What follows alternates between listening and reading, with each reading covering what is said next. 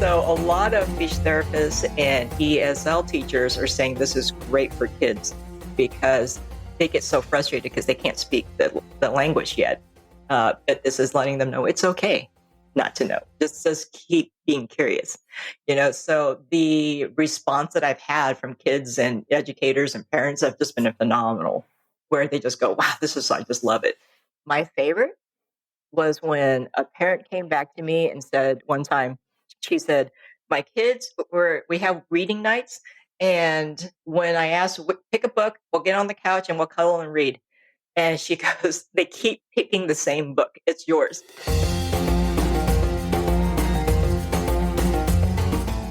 Hi, friends. This is Read and Write with Natasha podcast. My name is Natasha Tynes, and I'm an author and a journalist. In this channel, I talk about the writing life, review books, and interview authors. Hope you enjoy the journey. Hi, everyone, and welcome to another episode of Read and Write with Natasha. I have with me today author Brenda, who, growing up as a Chinese girl in the United States during the 1970s, Brenda noticed the lack of diversity in children's books. Inspired by her observations and the challenges her niece and nephew faced, Brenda penned It's Okay Not to Know, a story that encourages children to embrace their imperfections and fosters compassion. Wow, great. Brenda, I'm so happy to have you here. I'm so excited to talk about your work, especially when it comes to promoting diversity in children's literature. So, Brenda, thank you for joining me today. And if you can tell us a bit about the book, It's Okay Not to Know. What is it about? And, what prompted you to write it? Okay. In order to understand what it's about, let me go backwards a little bit and prompt with how the story started. Okay. What happened was I was visiting my little nephew and niece at one time, and we were finishing up dinner and we're putting everything away and doing the dishes, and then so my little nephew at the time had a little plastic container with the leftovers. He didn't have the lid on tightly enough, and he accidentally dropped it on his way to the refrigerator. So when he dropped it, leftovers flew all over the floor, that splattered on the cabinets and the walls, everything. And accidents happen. But his reaction was, oh man, I'm so stupid.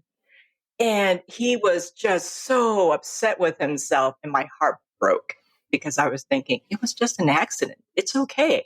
But instead, he just saw it as a failure and something that he didn't do right.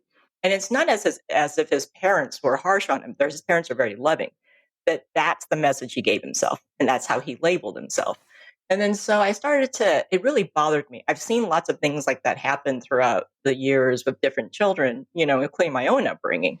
But then I just thought, why do kids do that to themselves? Why are they so hard on themselves like that? And then I started to do a little more research, and then I realized, oh my gosh, all these well-meaning adults, whether they're caretakers, whether they're parents or school teachers, anything, we always put like the A papers on the refrigerator, but we don't put the C papers on there, do we? We don't stay like during dinner, after school, we don't sit around talking and ask, ooh, what did you fail at today? Instead, we're saying, hey, what did you do well today? We're asking those kind of questions where success is rewarded. People who actually try hard and then they're I'm forgetting the words. I'm sorry today right now, but their attempts at doing things and everything else, that's not rewarded. It's all about the end result, not the effort, but the results. And then so when I was thinking about that, I just thought, adults mean well, they don't realize it, but the message that they're giving the kid at the time is, well, if you can't do well, then you're not as good. And what I like kids think of as not as good as I'm not lovable. And when they think they're not lovable, they think that there's something wrong with them. And that's what usually happens, and not for everybody, but that's what usually happens at the thought mindset. And Carol Dweck, the professor at Stanford, did a massive studies on the growth mindset around children. And, and that's what she was discovering as well. is if you label someone for their results instead of for their effort, it shrinks their mindset. And so they don't feel like they can achieve as much. And then I thought, how cruel is that to have kids grow up in the world limiting themselves? And at least for Asian culture, generally speaking, I grew up Chinese. Yeah. The whole idea is you're supposed to be this wonderful person when you come out of the womb and know everything, you know, and you're supposed to excel at everything. And then so if you don't, then you get in trouble, right? And then so, and I was just thinking, trying is not good enough in a lot of cultures, and especially for females. In most cultures, the females, they have to just be ideal, what the adults think are ideal. And then so boys are, a lot of times, they're rewarded for taking more risks. The girls aren't. So then what happens is we all start shrinking our worlds a little bit, you know, especially girls. And then so we stay in our lane. We do things that we know we can do well, but then we don't really expand. Now, fast forward that to being an adult, and you're thinking, okay, we're taught, like, especially in the tech world, because I write a lot for tech as a copywriter, and everyone is saying to everybody, "Ooh, you got to fail fast," you know, the whole meta thing. But subconsciously, if you still have that fear of failure, you're not going to fail fast because you're still going to limit yourself. Even if the company tries to create a safe culture for their employees, you're still going to have people who say, "No, you know what? I know I can push myself to this point, but there's something subconsciously that keeps them from doing that." And you see that in adults when they get very like defensive. And then they say, you know, it's like if you try to explain something to somebody, an adult goes, "Well, I knew that, blah, blah, blah," right? And they start getting very defensive. That's the Yeah. whole, you can't Yeah. tell me I'm wrong. They Yeah. don't understand why they're bristling. That it's subconscious that you tell me that I'm wrong or you tell me anything like that, that means I'm not good enough. I'm not smart enough. I'm not enoughness of some sort. You know, it goes back to being that child again. So that's the long story of why I wrote the book and what the book is about. The book is about it's okay if you make a mistake or if you don't know how to do something. If you're, you know, 4 and you're still trying to figure out how to tie your shoelaces and you can't do it, but the kid next to you can, it's okay. Keep trying. Stay with that open mindset of curiosity instead of going, I can't. Go, how can I? How can I do this? You know, let's be curious. Let's not be fearful of failure, right? And then let's keep expanding ourselves. And then it's all about self love. If we treat ourselves lovingly that way instead of judging ourselves, then not only can we expand, but we can treat others more lovingly as well. And that's part of the message of the book. It's not just compassion for ourselves, it's compassion for others. And that's why there's that character in the book, you know, when Bink, who purposely does not have a gender, because I'm trying to be as inclusive as possible. And Bink, the protagonist, Yeah. you know, puts an umbrella over the, you know, symbolically over another character. So that way it's showing, hey, we can all learn together. Right. So that's the purpose of the book. Uh-huh. Well, so who's the target audience? Is your target audience all the kids at large, or do you want to focus on the Asian culture because the pressure to succeed is, you know, I'm assuming, correct me if I'm wrong, is more prevalent than in other cultures? Yeah, that's a good question. Actually, it's for everyone, and really, it's a Trojan horse for adults as well. Because as adults read the message to their children, then it's great for them to go, "Oh yeah, I remember this." Because I'm not saying anything that no one's ever heard before. I'm just putting it in a different way, putting it out there in a different way. But it is definitely meant for everyone, and that's why the main character of the book, its name is Bink. And Bink is a sound that, as far as I understand, can be made by any culture, any language. And so I wanted to make sure that all kids have an opportunity to relate to the characters and to the story, to help encourage them to take more chances and live their big, brilliant selves. Hey, just a quick pause to share something I'm really excited about. My new novel, Karma Unleashed, is finally out. It's a supernatural suburban thriller set between the Middle East and the American suburbs, weaving together themes of identity, immigration, and mystical visions. If you love stories with heart, mystery, and a touch of the mystical world, this one is for you. You can grab your copy now. Just search Karma Unleashed by Natasha Tynes on Amazon. And of course, the link is in the show notes. Thanks for supporting indie authors like me. All right, back to the show.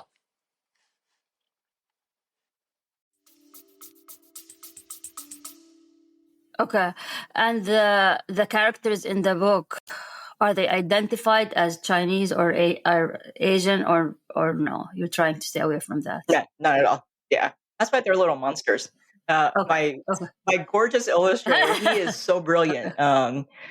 When he illustrated the book, I asked him, create a fictional world for me. One where every child can see themselves in it. Because I grew up in the U.S. in the '70s, and even now, it's a little more common, but it's still not as common. When every book I saw at school and in the library, when they had pictures in it or anyone on the cover, they're all white kids. I did not look like a single one of those. So I wanted to make sure every child, no matter what they look like physically or how they felt about themselves, could relate to the characters. And that's why I have a fictitious world. Okay. And how did it make you feel when you were growing up in the US and not seeing someone who looks like you in Yeah, I literature? felt like Did you feel, yeah, I felt like I belonged but didn't belong. I was always an outsider trying to prove myself to be in. That's yeah. I see. I see. Okay. Would you ever translate the book into Chinese, or you don't want, you're not like too concerned about the Chinese audience, or have you ever thought about it? Yeah, actually, ideally, like my publisher, when we first started working together, he goes, I could see this translated in 40 languages, and da da da. And I was like, okay, well, let's make it happen. Because the more languages, the more children. The only that we can reach, right? And the whole idea for me is this is a passion project. So I want to uplift as many people as possible, kids, adults, and so translation, definitely. The only hard part about translating the book is it's a rhyming book. So you can't translate. It won't translate very well in another language. However, the message can definitely still be in there. Yeah. So you mentioned your publisher. So I'm curious to hear about your publishing journey. So you wrote the book, and then how did you get published? What was your journey like? I did the typical thing where I went online and I looked up how do you publish a book, right? And and then I just pitched it to a million publishers, and I decided I want to go with indies, independents, because one, I didn't have a social media following, and I don't have a big name. I'm not a celebrity of any sort, and then so I decided, okay, I'm going to go with an independent and see where we can go from there. Um, Everything that I read always said, okay, you're going to get hundreds of rejections and it's going to be at least a 2-year journey and all that kind of stuff. Yeah. I didn't buy into that because I believe you can create your own fate. And your own world. So I talked to what I call my upstairs team. I was like, hey, listen, universe, this is what I want. I want to be able to have this book published, right, by somebody, a publisher who gets it, who loves it as much as I do, and treats it respectfully, and also has a very respectful relationship. So I gave my list of what I wanted, and then I said, and I'd like it delivered within 6 months or less. Connect me with that person, right? So I take the action that I need to take, and then literally 5 months later, I get an email from the publisher. And it starts off with an apology, which you never, as you know, hear from publishers. I'm sorry. The apology was, I'm sorry it took so long for us to review your book. We'd love to publish it. And that's how it started. And the universe, being the awesome universe that it is, gave me that email on my birthday. So, I was just like, yay. And that's how we connected. So who's your publisher? Peanut Butter Publishing. Okay. So how did you find them? So you said you Googled how to publish a book and then you put what you wanted from the universe. So you said, I wanted a publisher that accepts diverse books, treat them respectfully, and is a fast publisher. Did you specify an indie publisher, or like what were your keyword search in Google? I'm just curious to get to that. My keywords were independent publishers, and that was it. I might have said children's book, but probably not. So I went through. I had this big old spreadsheet. Okay, so I can talking about the universe, but we're still in the 3D world, so we still have to take action, right? So I had this spreadsheet, and I went through, and I probably only had like 25, 30 publishers on there. And as I'm going through the websites, I'm seeing who's no longer accepting because it was such a busy time for them. I mean, I published this during COVID, which was a horrible time to publish. And then so between looking for independence and then but also going through and vetting them to see who was actually going to accept a new work, accept a children's picture book, which that narrowed the list even further. Yeah. So I think I probably had maybe 25 that I was submitting to at the time. And I could have kept going. It's just I didn't need to because, I got a yes within 5 months. I see. Did you get your own illustrator, or did they provide you with the illustrator? They actually provided. Sorry, I had to look at. I forgot his name. That was terrible. They provided an illustrator, C.S. Fritz. He's worked with the publisher on many, many different books. What's neat about him is that his genre is actually horror, which is completely opposite of what I wanted, because I'm all about love. Okay. But when I saw his portfolio and how creative he is, I was like, you know what? Let's just talk. And when I spoke with him, and this is a great question because it helps a lot of authors too, right? So I spoke with him and I asked, and then I explained to him the world that I want and the purpose of the book. And he understood so instantly, and he just got so excited and everything else. He's like, I want to create this world for you. And that's how we connected. Because to say a horror illustrator, who has nothing but that. Yeah, for children. Could you write a cute little world about love? Yeah, and he just did a fantastic job. And also, he's so intelligent. The way he was interpreting certain scenes and also the type of illustration style he decided to do and all that other kind of stuff. I'm like, oh my gosh. Okay, so you referred to them as an independent publisher. And for anyone who is listening or watching, they probably want to know what makes an independent publisher independent. So what did they provide you with, and what did you have to provide? So I think what makes them independent, and you most likely know a lot more than I do, since you teach this. Yeah.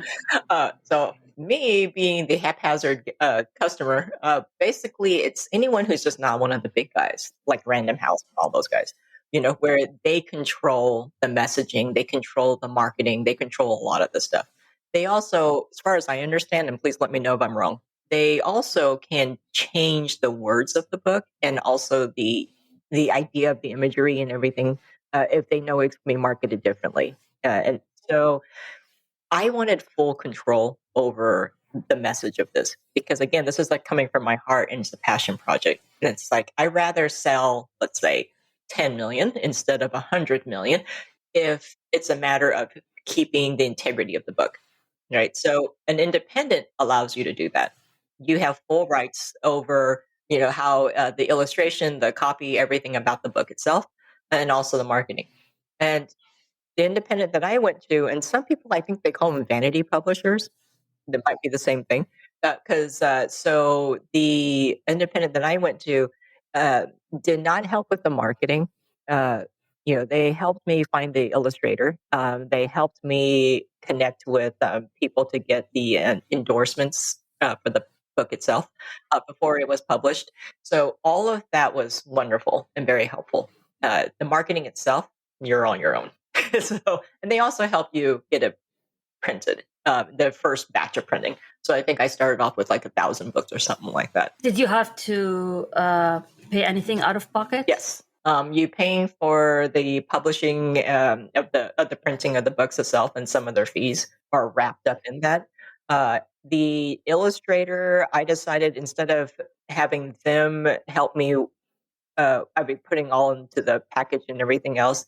And there's also a designer, because once the illustrator creates the pages of the book, there's a designer that lays it all out as well. And then so with the illustrator, I work directly with him. That way, because I'm so used to, me being like you and I, we're used to working in project teams and being in the creative field. So I'm so used to working with designers that it was easier for me just to have my own contract with that person and then just do my own thing. So they're more of a hybrid publisher, I would probably say, which is like in between self-publishing and traditional publishing. I think that's kind of the term that the new industry there. So Brenda, what do you have plans for the future when it comes to publishing?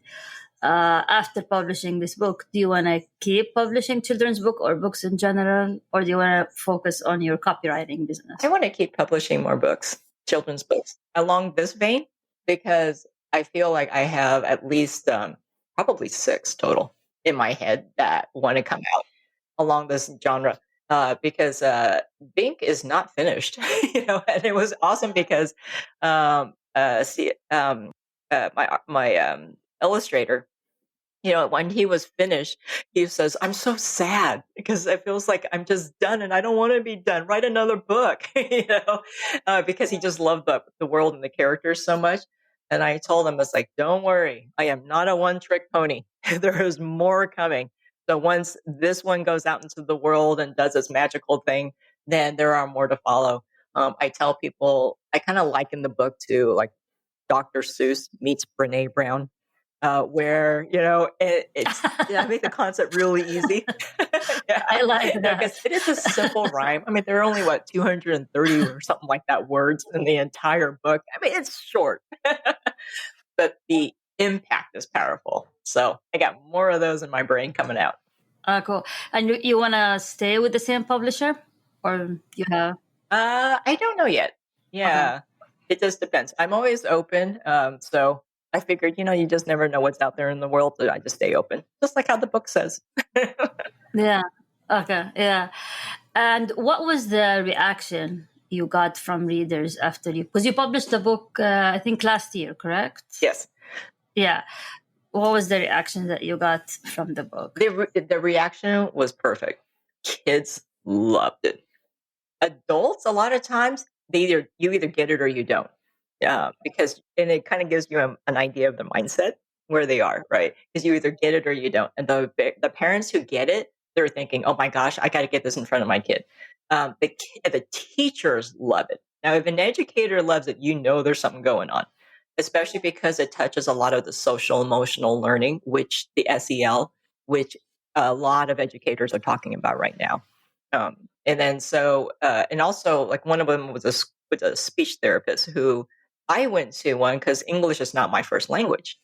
And then so when I was a kid, they didn't have English as a second language tutoring and that available at schools. So it was what we call sink or swim. You either just all of a sudden know English when you're in class, or they kick you out of school. Yeah. And then so a lot of speech therapists and ESL teachers are saying this is great for kids because they get so frustrated because they can't speak the language yet. But this is letting them know it's okay not to know. Just keep being curious. So the response that I've had from kids and educators and parents have just been phenomenal, where they just go, "Wow, I just love it." My favorite was when a parent came back to me and said one time, she said, "My kids we have reading nights. And when I ask, pick a book, we'll get on the couch and we'll cuddle and read." And she goes, "They keep picking the same book. It's yours." Because the message really connects with little ones. They might not be able to read yet, but they get it because they come into this world getting it. So how did you market the book? what were your marketing efforts and what worked the most and what didn't work? Speaking of failing. Yeah. I know.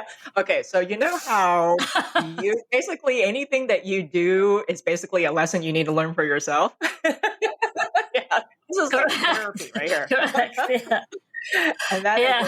exactly how the marketing works. Because there, as especially when my profession as a direct response copywriter, I'm always helping all the businesses sell their stuff. Now, when you got to do your own, one is you have to really believe your stuff, right? You can't be shy about it. And I believe in this because this is bigger than I am.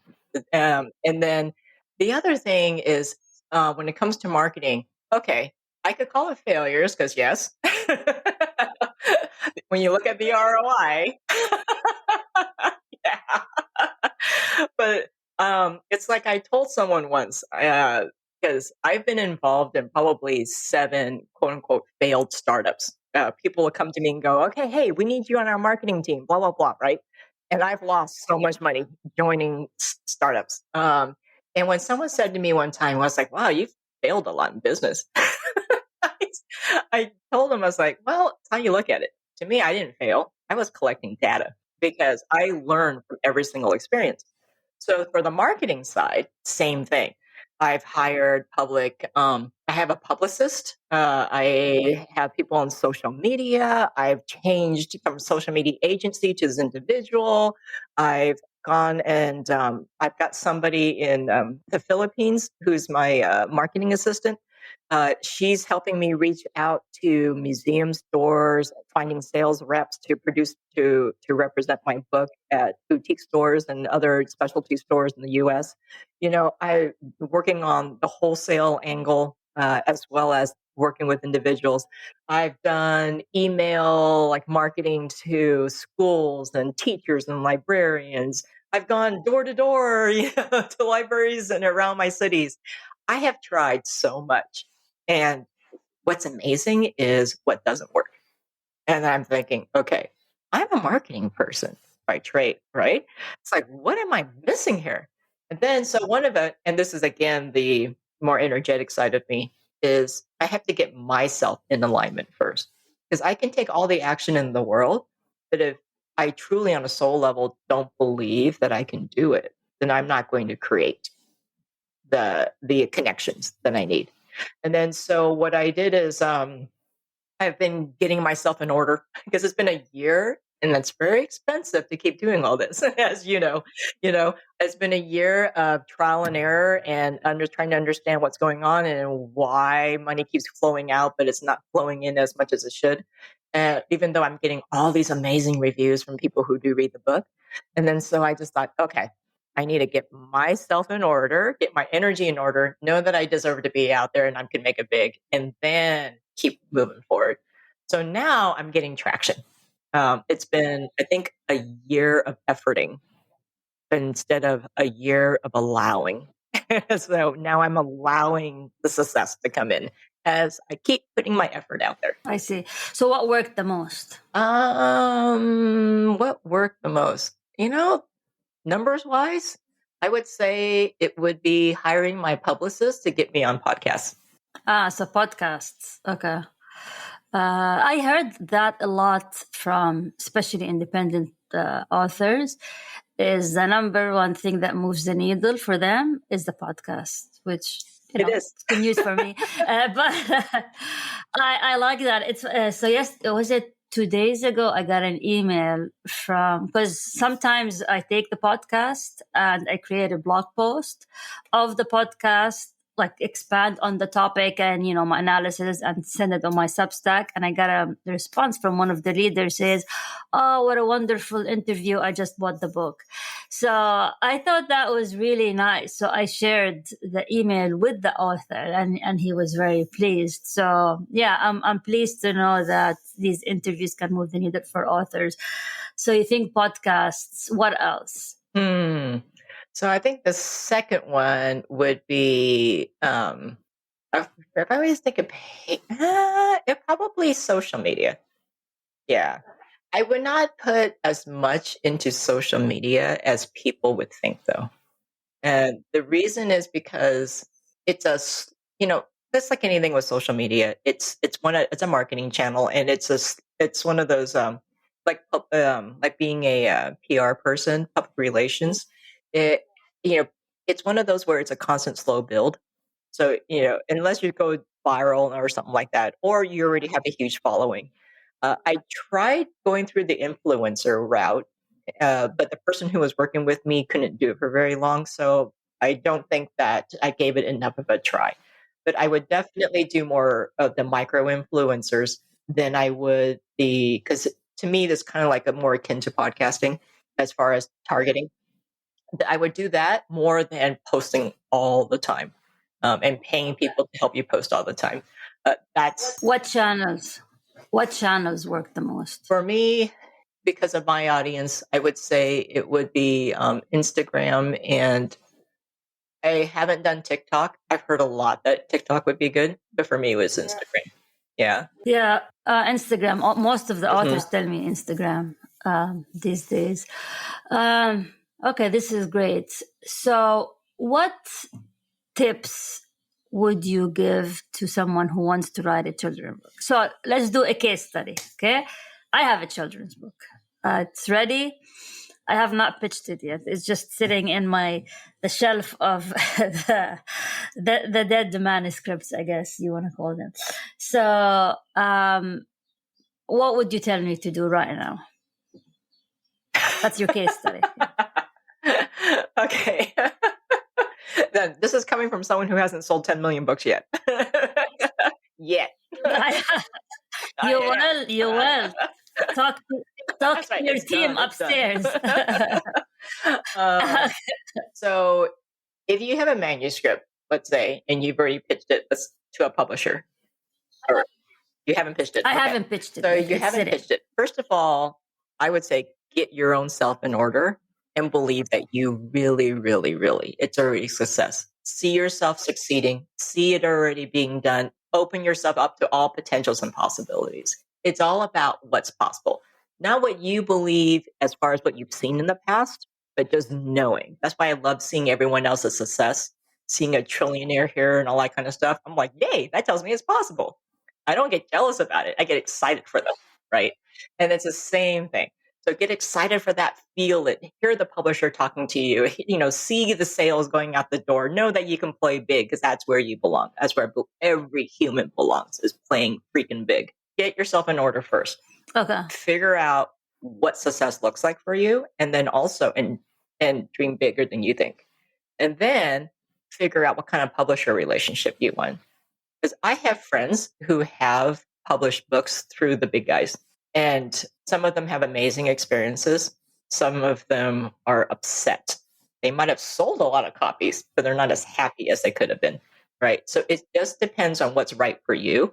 So figure that out first. Clarity is everything. You can't create something if you don't know what you want.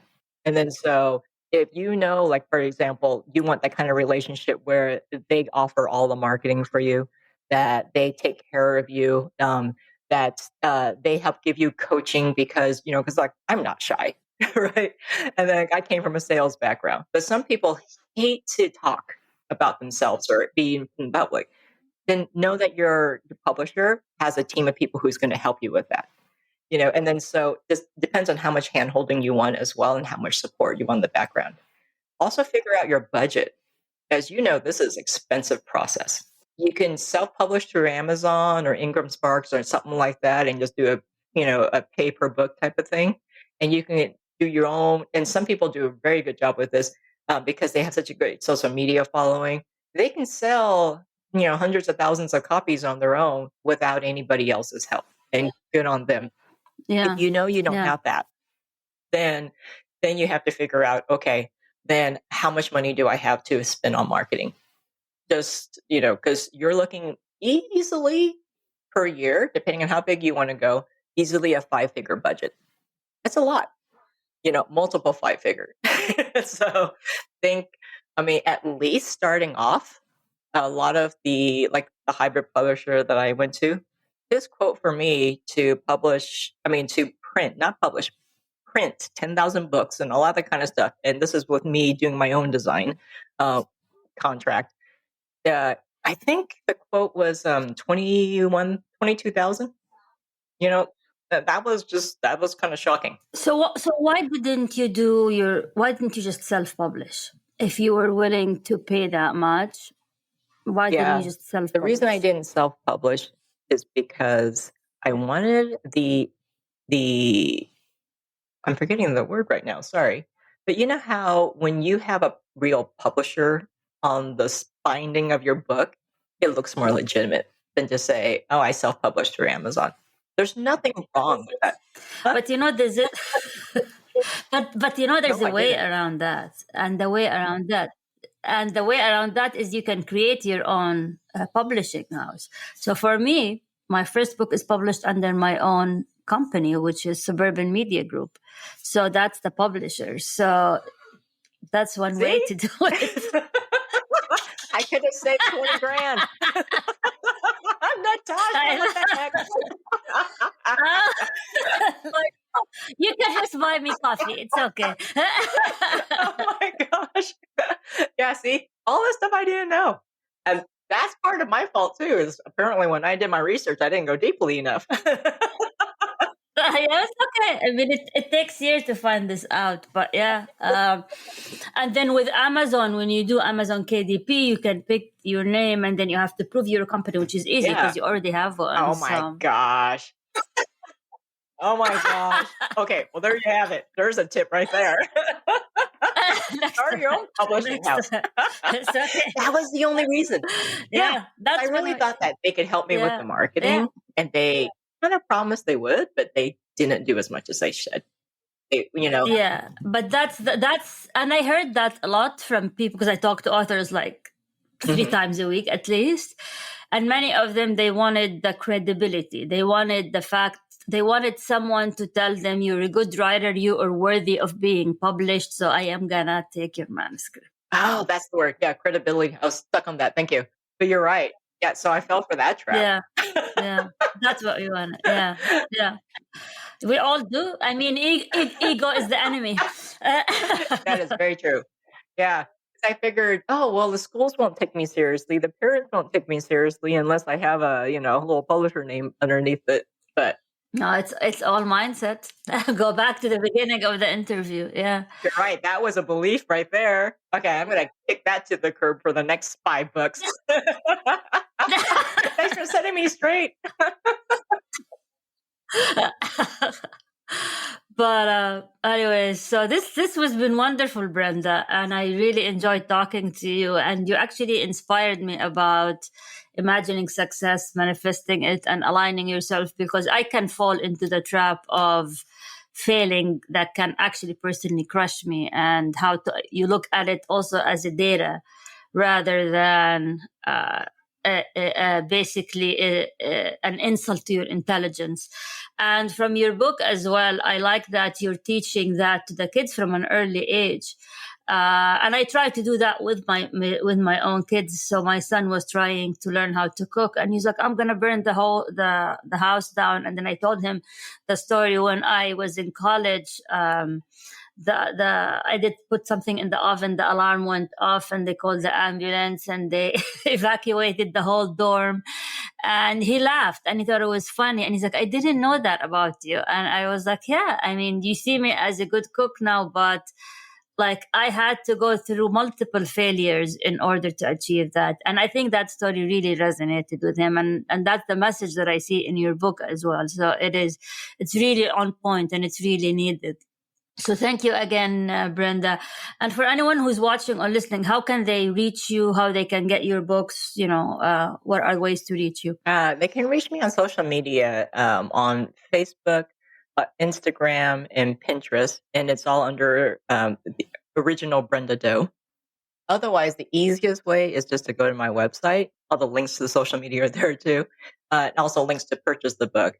And the website is brendadoe.com, and that's spelled BRENDADO.com. So thank you so much. I had so much fun. I did too. Thank you very much, Brenda. And for anyone who's listening or watching, thank you for joining us for another episode of Read and Write with Natasha. And until we meet again.